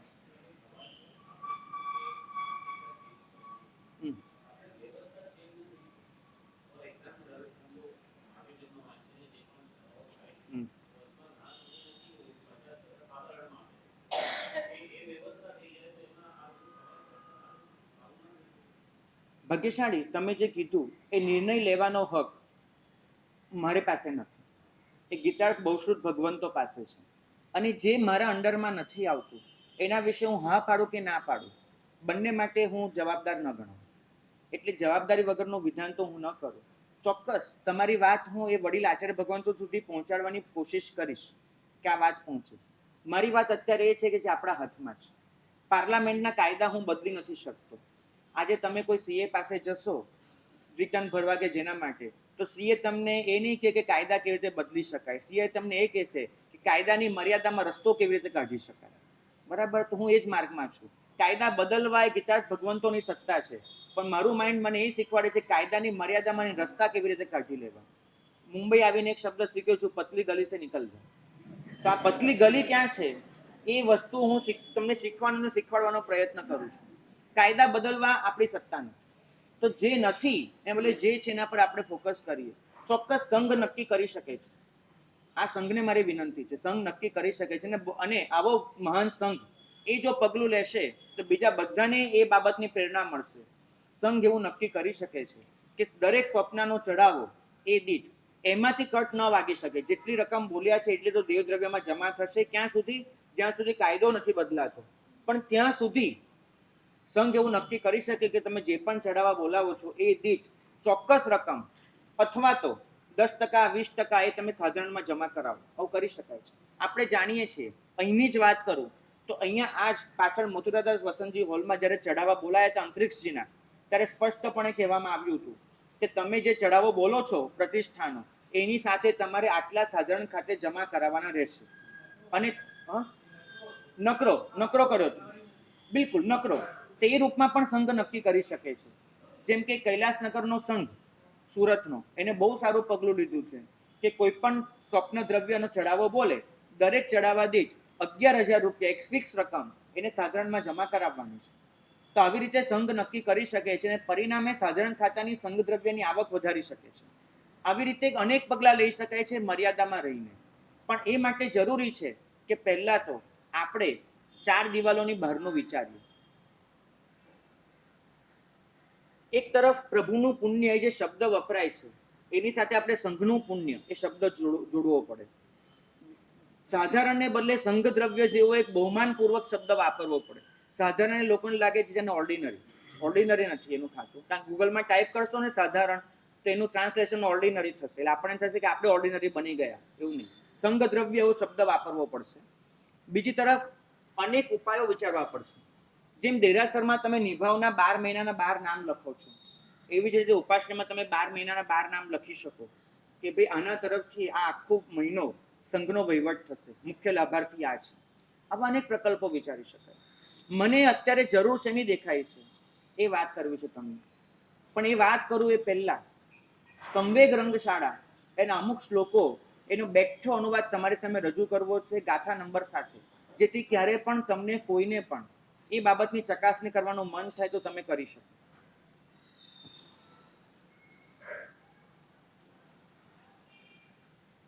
શ્લોક નંબર છે 2902 ત્યાંથી શરૂ કરીને 2906. 5 શ્લોકો છે જેમાં લખ્યું છે કે સંઘ અને શાસનની સુરક્ષા એની જવાબદારી સંઘ દ્રવ્ય લઈને બેઠું છે.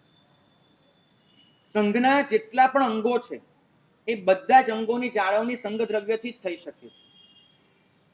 બગીચામાં એક નીક એવી હોય છે કે જે દરેક છોડમાં પાણી પહોંચાડે. તો નીકમાં પાણી વહેતું રહે જેટલું જરૂરી છે એટલું જરૂરી એ છે કે દરેક છોડને કેટલી જરૂર છે એ સમજીને એ પ્રમાણે પાણી પહોંચાડવામાં આવે. સાધારણ દ્રવ્ય એટલે કે સંઘ દ્રવ્યમાં જે જમા કરાવે છે ને ભક્તિનો લાભ તે દિવસથી ચાલુ થાય છે. અને સૌથી મહત્વની વાત કે જે જીવો સંઘ દ્રવ્યમાં સમર્પણ કરે છે એમને સંઘ સાથે સાનુબંધ રાગ હોવાથી એ લોકો નિશ્ચય તીર્થંકર નામકર્મનો બંધ કરે છે. જે લોકો સંઘ દ્રવ્યમાં જમા કરાવે છે એમને તીર્થંકર નામકર્મનો બંધ થાય છે. આવા જીવો સંઘની અનુમોદનાનો લાભ મેળવતા હોવાથી એમને નરક અને તિર્યંચ આ બે ગતિમાં ક્યારેય ઉત્પન્ન થવાનું નથી રહેતું. આવા જીવોનું સમ્યક નિર્મળ બને છે. એમનો યશ સર્વત્ર ફેલાય છે. પરભોગમાં પણ ઉત્તમ સુખ સામગ્રી પામે છે. દેવલોક એમનો નક્કી થાય છે અને ત્યાંથી પણ મનુષ્ય ભવમાં ઉત્તમ કુળમાં જન્મ પામી ચારિત્રના અધિકારી થઈને અંતે મોક્ષે થાય છે. સાધારણ ખાતામાં સમર્પિત કરનારો જીવ કદાચ ત્રીજા ભવે મોક્ષે ન જઈ શકે તો પણ એને કોઈ પણ દિવસ 8 ભવથી વધારે ભવ થતા નથી. કેમ કે એને સંઘની ભક્તિ કરી, સંઘને સમર્પણ કર્યું, તો 8 ભવથી વધારે ભવ સંઘ દ્રવ્યની ભક્તિ કરનારના હોતા નથી. અને સંઘ દ્રવ્યની જરૂરિયાતને સમજ્યા વગર કે એને અવગણીને કોક અગીતાર્થ પુરુષ, માફ કરજો આ શબ્દ વાપરવો પડે છે, પણ અગીતાર્થ પુરુષ સમજ્યા વગર પોતાના પક્ષવાદના રાગથી જીન મંદિર વગેરે એક જ ક્ષેત્રે સાધારણ દ્રવ્યનો વ્યય કરે છે અને અન્ય ક્ષેત્રોની સીધાતા રાખે છે, તો એવા જીવો શાસનના દ્રોહી છે. શબ્દ સાંભળો, શાસનના દ્રોહી છે, વિરોધી છે, દુર્ગતિગામી છે. કારણ કે એ પોતાની પ્રવૃત્તિથી સમસ્ત શાસનનો વિનાશ કરી રહ્યા છે. આ સંવેગ રંગશાળાના શ્લોકો છે, કોઈ પણ વ્યક્તિ એને જોઈ શકે છે. આ પરિપ્રેક્ષ્યમાં આપણે વિચાર કરીએ તો આજે સાધારણ ખાતાની જરૂર ક્યાં ક્યાં છે એ સમજવાનો પ્રયત્ન કરીએ. સાધારણ ખાતાને તમે જો જાણી શકો તો 2-3 ભાગમાં એને વહેંચી શકાશે. એક જરૂર સાધારણ ખાતાની છે સંઘને, કે જેને 7 ક્ષેત્રોને તરતા રાખવાના છે, 7 ક્ષેત્રોની જાળવણી પણ કરવાની છે, વિકાસ પણ કરવાનો છે. તો પહેલી જરૂર છે 7 ક્ષેત્રોને જાળવવા માટે સંઘની. બીજી જરૂર છે સંઘને જે આકસ્મિક જરૂરિયાતો આવી પડે છે, અચાનક જ ક્યાંક ભૂસ્ખલન થયું, સંઘે કંઈક ટીપમાં નોંધાવાનું થયું, અચાનક જ પાંજાપોળમાં વરસાદ પડ્યો, પાંજાપોળમાં પાણી ભરાઈ ગયા, પાંજાપોળનો વિનાશ થઈ ગયો, સંઘે તાત્કાલિક જમા કરાવી પડી રકમ. તો આવા જે આકસ્મિક કાર્યો આવી પડે છે, અહીંયા કોઈ મહાત્મા આવ્યા, મહાત્માએ કીધું કે આ જગ્યાએ આવું જરૂર પડી છે, તમે આપો, અને સંઘે આપવું પડ્યું. તેના માટે સર્વસાધારણ ખાતાનું એક પ્રોવિઝન રાખવું પડે છે કે જેમાંથી તાત્કાલિક ધોરણે સંઘ ફાયર બ્રિગેડના બંબાની જેમ પહોંચી અને કંઈક આપી શકે. તો બીજી જરૂરિયાત. અને ત્રીજી જરૂરિયાત શાસનને સાચવવા માટે.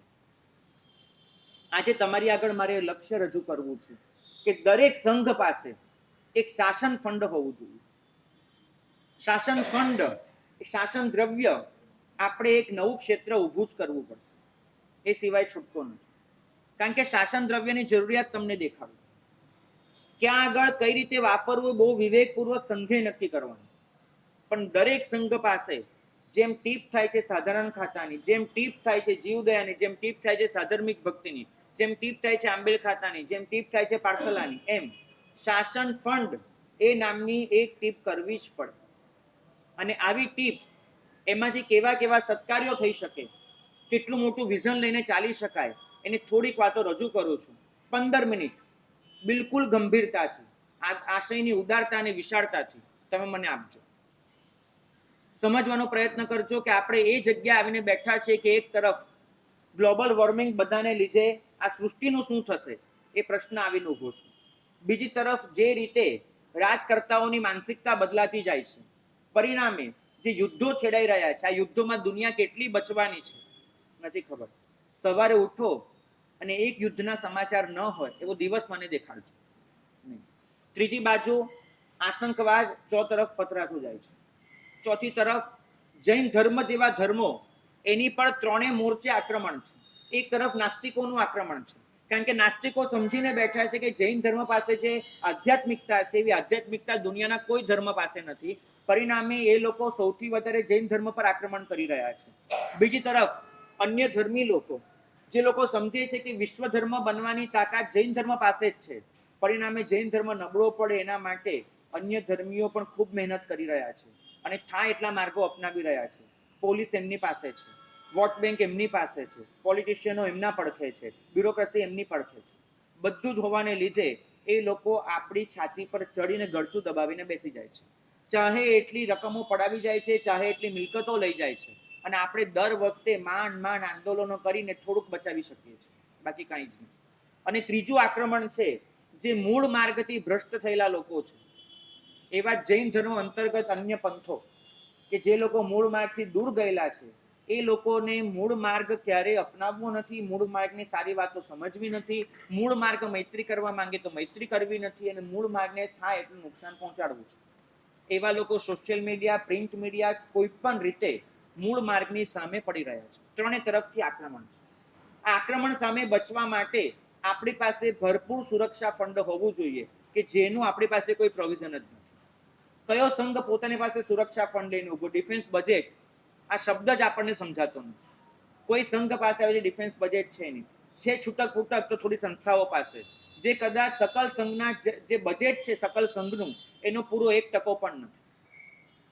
એક તરફ ગયા વર્ષે, માત્ર ગયા વર્ષે, શ્વેતાંબર મૂર્તિ પૂજક સમાજ એને કંકોત્રીઓ કે જેને તમે વાંચવા તૈયાર નથી, જેને તમે ઘરે રાખવા તૈયાર નથી, જે ક્યાં મૂકવી એ સતત તમારો પ્રશ્ન હોય છે, એવી કંકોત્રીઓ પાછળ માત્ર ગયા વર્ષે આ સંઘ 130 કરોડ ખર્ચીને બેઠો છે. 130 કરોડ. અને ડિફેન્સમાં જો 130 કરોડ આપવાના આવે તો આપણને તાવ આવે છે. સમજજો, પહેલા તો બચાવો. ક્યાંથી બચે એમ છે, વગર કામનો વેડફો નહીં પૈસો. અને એની સામે ડિફેન્સ માટે પૈસો નથી.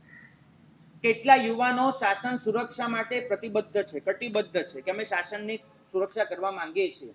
એ લોકોને ખાલી પોતાનું ઘર ચાલે એટલો પૈસો જોઈતો હોય છે. હમણાં જ અહીંયા ઓછામાં ઓછા 10 યુવાનો મને મળ્યા હતા, જે લોકો 20, 25, 30, 40 હજારની નોકરી કરે. 40,000 ઉપર કોઈની નોકરી નથી. એ લોકોએ કહ્યું કે સાહેબ, આટલો પૈસો માત્ર જો અમને સંઘ આપી દે, તમે સંઘ માટે પ્રાણ પાથરી દેવા તૈયાર છીએ, ખાલી આટલો પૈસો જોઈએ છે. અને તમે લોકો આવા શેઠિયાઓ, આવા એક યુવાનને પણ જો જાળવી લો ને, તો યુવાન શાસનમાં ચમત્કાર કરી દેવા તૈયાર છે. હરેક જણ ઘર લઈને બેઠું છે, ઘરે એને નાનકડી રકમ તો જમા કરાવવી જ પડશે. તમે એક શેઠિયા જે પોતાની પાસે લાખોનો પગાર પોતાના કર્મચારીઓને આપે છે, આવા એક યુવાનને સાચવી લે. એ યુવાનને એટલો સધિયારો આપે કે ભાઈ, તારો પગાર હું આપીશ, તું જોડાઈ જા, અને શાસન સુરક્ષામાં ઝુકાવી દે. જરૂર છે. ત્રીજી તરફ વાત કરું કે આજના યુવાન યુવતીઓ, એમને ધરમૂળથી શિક્ષણ સાથે સંસ્કાર આપવા પડશે. તમે જે સ્કૂલોમાં મોકલો છો, એ સ્કૂલો એ આજે અસંસ્કારના ધામ બની ચૂકી છે. જૈન ધર્મની મૂલ્ય વત્તા એ જળવાય એવું કોઈ સ્થાન જ નથી આ સ્કૂલોમાં, અને તમે એ સ્કૂલોમાં મોકલો છો. જો તમે એવી વ્યવહારિક શિક્ષણ આપવાના છો એ સ્કૂલોમાં, તો બહુ જ જરૂરી છે કે એ સ્કૂલો જૈન સ્કૂલો હોય, કે જ્યાં તમે તમારી રીતે રજા આપી શકો, તમારે જે સંસ્કાર આપી શકો. સ્કૂલો છે થોડી જૈન સ્કૂલો, પણ આપણી સંખ્યાના પ્રમાણમાં સાવ થોડી છે. અને સ્કૂલોનું ઇન્ફ્રાસ્ટ્રક્ચર જુઓ, તમે તમારા છોકરાને જ મૂકવા તૈયાર નહીં થાય. તો આપણે એવી સ્કૂલો બનાવવી પડશે કે જે આખી દુનિયા સામે ટક્કર લઈ શકે, અને ત્યાં સુરક્ષા, ત્યાં આપણે સંસ્કાર અને બધું જ આપી શકીએ. શાસન સેવકો, તમને વાત કરું, પલ્લીવાલ જ્ઞાતિ, ખરક જ્ઞાતિ, કપોળ જ્ઞાતિ, મૂઢ જ્ઞાતિ, જાટ જ્ઞાતિ, ગુર્જર જ્ઞાતિ, હજુ કેટલાના નામ ભૂલી રહ્યો છું, સરાક પર તો કામ ચાલુ જ છે. પણ આ બધી જ જ્ઞાતિઓ મૂળભૂત રીતે સંપૂર્ણ જૈન હતી. આ તમામ જ્ઞાતિઓ જૈન હતી. આજે એ બાજુ કોઈ પ્રચાર નથી રહ્યો આપણો, સાધુ જતા નથી, શ્રાવકો જતા નથી. પરિણામે બધી જ જ્ઞાતિઓ જૈન ધર્મ છોડી ચૂકી છે. આપણે મિશનરી પ્રોજેક્ટ ન અપનાવીએ, આપણે કન્વર્ટ નથી કરવા, પણ જે મૂળભૂત રીતે જૈન હતા અને જૈન ધર્મ ગુમાવી ચૂક્યા છે, એને પાછો જૈન ધર્મ પમાડવામાં શું પ્રોબ્લેમ છે? ઉપરથી એ લોકોનો તો હક છે ધર્મ મેળવવાનો. અને એ કામ માટે જે પણ પ્રયત્ન કરે છે, હંમેશા એ દરેક સંસ્થા એ પૈસાની ક્રાઇસિસનો સામનો કરતી જ હોય છે. ફંડ મળતું જ નથી. કેમ? શાસન માટે જેટલા પણ ગ્રુપ, જેટલા પણ પરિવારો કટિબદ્ધ છે, ઝુકાવી દે છે, દરેકને ક્યાંક ને ક્યાંક આ સમસ્યા નડે છે, પૂરતું ફંડ નથી મળતું. કારણ કે કોઈ પણ સંઘ આવી રીતે ફંડ આપતો જ નથી. સંઘ વચ્ચે આવી રીતે ફંડ કરી શકાતું નથી હોતું. અને વ્યક્તિગત સંપર્કો કરીને ફંડ મેળવવા જઈએ, પહેલા જેની પાસે ફંડ લેવાનું હોય એ લોકો કદાચ પોતાની શક્તિના 80% દેવદ્રવ્યમાં વાપરી ચૂક્યા હોય છે. દેવ દ્રવ્યથી સંઘને શાસનને બચાવી શકાશે નહીં. આટલું તો મનમાં અંકે 100 ગણી લેજો. દેવ દ્રવ્યથી બચાવી શકાતું નથી. દેવ દ્રવ્યથી જહો જલાલી કરી શકાય છે, દેવ દ્રવ્યથી બચાવી શકાતું નથી. જહો જલાલી માટે દેરાસરની દેવદ્રવ્ય જરૂરી છે. પણ મારો પ્રશ્ન આજે પણ છે, દેરાસરની જહો જલાલીથી યુવાન આવવા તૈયાર થશે કે એ યુવાનને આપણે જન્મથી એ રીતે શિક્ષણ આપ્યું હશે તો દેરાસરે આવવા તૈયાર થશે? આજે સૌથી વધારે ધ્યાન એ શિક્ષણ પર આપવા જેવું છે. પછી એ ધાર્મિક શિક્ષણ હોય કે વ્યવહારિક.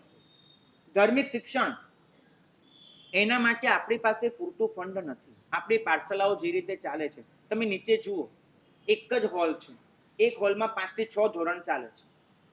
બધાનો અવાજ ઓવરલેપ થતો હોય છે. બધી જ જગ્યાએ અંદર બધું ઓવરલેપ થતું હોય. કેમ? એક સ્કૂલનું જેમ પ્રોપર મકાન હોય એવી રીતે આપણી પાસે પ્રોપર ઓરડાવાળી એક મકાન હોવું જોઈએ પાઠશાલા માટે. નથી આપણી પાસે. પાઠશાલાના શિક્ષકો બહુ સારી મહેનત કરે છે, પણ એક પ્રોપર શિક્ષક હોવા જોઈએ જે આખો દિવસ બેઠા હોય પાઠશાલામાં અને જ્યારે પણ જેને ભણવા હોય ભણાવી શકે. ક્યાં ચાલે છે? તો પાઠશાલા માટે પૂરતું ફંડ નથી. અજૈનો જે જૈન ધર્મમાં આવવા તૈયાર છે એ લોકોને આપણે સાચવી શકીએ એ માટે બી ફંડ નથી. કોરોના કાળ એમાં આપણે જોયું કે પૈસાના વાંકે આપણે કેટલું ગુમાવ્યું. જૈનોએ આત્મહત્યા પણ કરી, જૈનોએ ન કરવાના કામ પણ કર્યા અને હજુ પણ કળ વળી નથી. કોરોનામાં કેટલાય જૈનોએ ધર્માંતરણ કર્યું છે કેમ કે એમની જરૂરિયાતો આપણે નથી પૂરી કરી શક્યા. આટલું કર્યા પછી પણ, શીખ્યા પછી પણ આ પર્યુષણ આવશે, આપણે પાછું એ જ બધું કરીશું, એ જ સ્વપ્ન દ્રવ્ય. એ બિલકુલ, પણ એ ક્યારે અપાશે ભાગ્યશાળી? જ્યારે તમે સંઘ દ્રવ્યને છલકાવશો. નથી ચાલવાનું. પણ એના માટે આપણે જ જવાબદાર છીએ ભાઈ. ક્યાંક હું જવાબદાર છું, ક્યાંક તમે જવાબદાર છો. આપણે સંઘ દ્રવ્યને એટલું સદ્ધર નથી બનાવ્યું કે આપણે પાઠશાલામાં પૂરતો પગાર આપી શકીએ. તો જરૂર માનસિકતા બદલવાની પણ છે, જરૂર વ્યવસ્થા બદલવાની પણ છે. આટલું વીતીને આવ્યા પછી પણ આપણે આ પર્યુષણ એ જ રીતે ઉજવીશું, એ જ ધમધોકાર ખર્ચા કરીશું, બધું કરીશું અને છેલ્લે ભૂલી જઈશું. મારે એ પૂછવું છે તમને, કોરોના વીતાઈને આવ્યા પછી આપણે બોધપાઠ શું લીધો? કયો બોધપાઠ લીધો? આપણે કઈ વ્યવસ્થાઓ બદલી? કયા આચાર્ય ભગવંતોએ ભેગા મળીને હવે શાસનનું શું એના માટે એક ગંભીરતાથી વિચારણા કરી? બહુ મોટા પ્રશ્નો છે અને આ પ્રશ્નોનો જવાબ જો મેળવવો હોય તો આપણી પાસે એક જ રસ્તો છે કે આપણે આપણી ખુદની માનસિકતાને બદલવી. ભાગ્યશાળી અનુષ્ઠાનો એના પર વહેલી તકે રોક લગાવવી જરૂરી છે. આડંબર બે જાતના હોય છે. કલ્પેશભાઈ બહુ સરસ વાત કરી. એક સમવસ્ત્રનો આડંબર છે કે જે આડંબરમાં વિવેક છે, જે આડંબર વિવેકપૂર્ણ છે. વિવેકપૂર્ણ આડંબરની આ શાસન છૂટ આપે છે કેમ કે લોકોમાં આકર્ષણ તો જન્માવવું જ પડશે. પણ એની સાથે તમે વિચારો કે વગર કારણનો, જેનો કોઈ મતલબ પણ ન દેખાતો હોય એવો આડંબર કેટલો વધી ગયો છે.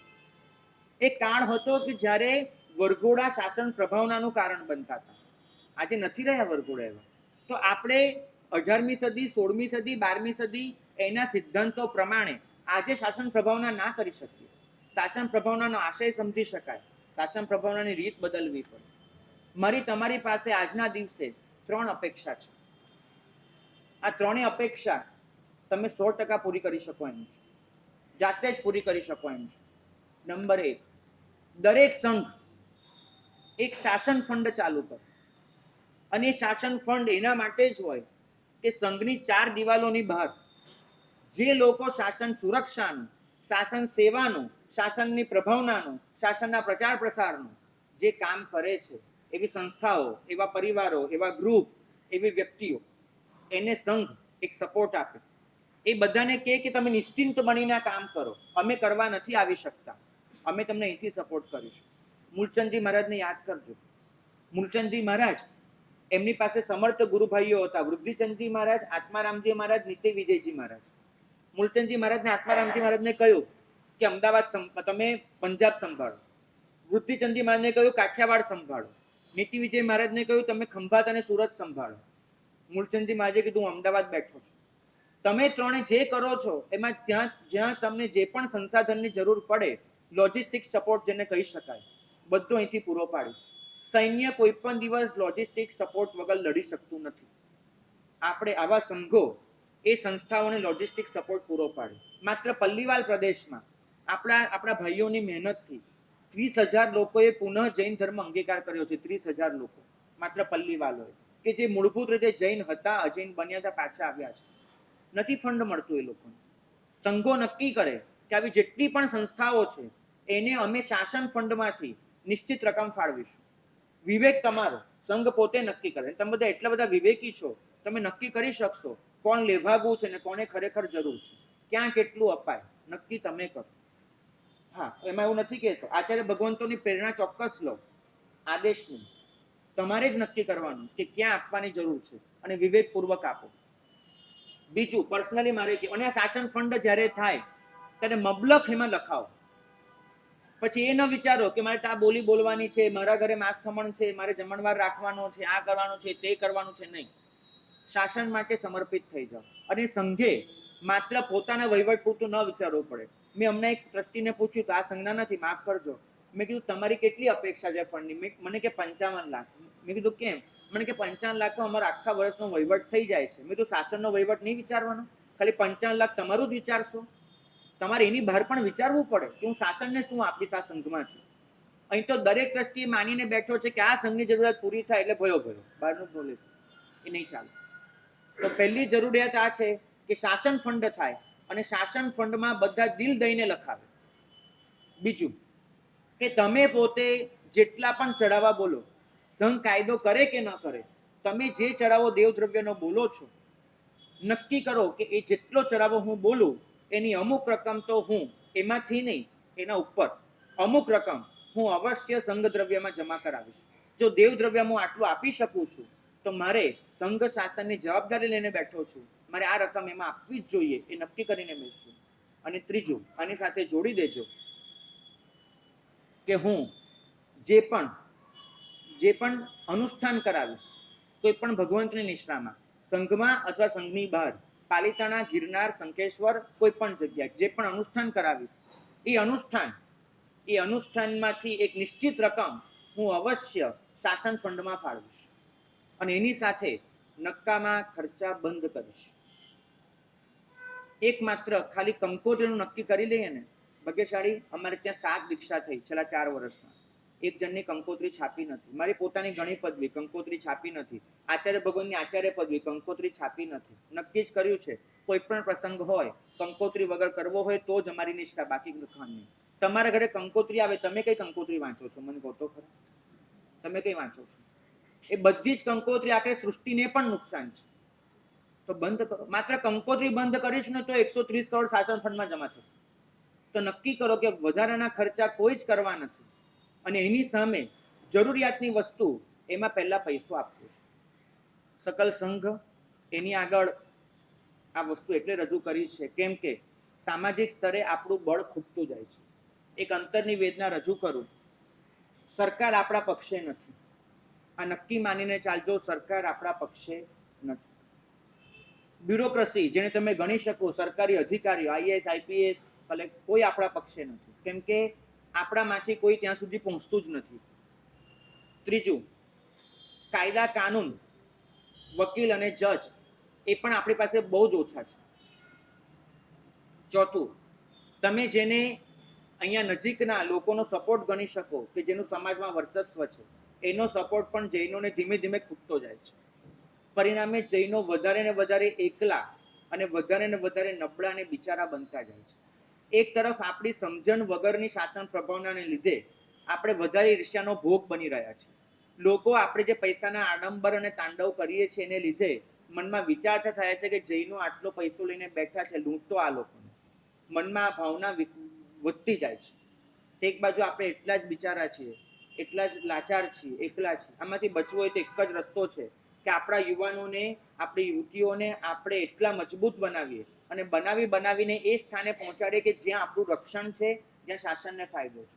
પૈસો બધે જ વેવડાવવાની જરૂર છે. પૈસો કેવી રીતે આપી શકાય એના માર્ગો આપણે ચોક્કસ વિચારીએ, પણ પહેલા પૈસો કેવી રીતે ખર્ચી શકાય એના માટે આ વાત કરી છે.